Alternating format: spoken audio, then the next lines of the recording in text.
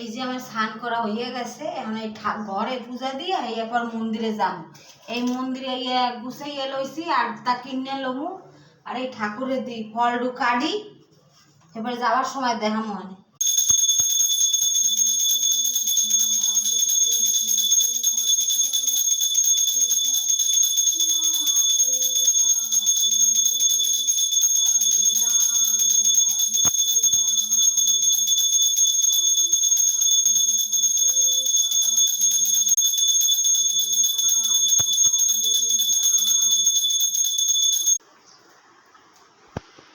তাহলে আমরা রেডি হইয়া গেছি, এই আমরা যাই এখন মন্দিরে যাইয়ে দেখাম। এই যে গাইস এখন আমরা যাচ্ছি, তো মন্দিরে কি দেখা হচ্ছে। যে গাইস আমরা এখন মন্দিরে চলে এসেছি, দেখতেই পাচ্ছ ভিড় আছে অনেকই। তো ব্লগটা আমি শেষ করলাম, ভালো লাগলে শেয়ার করো।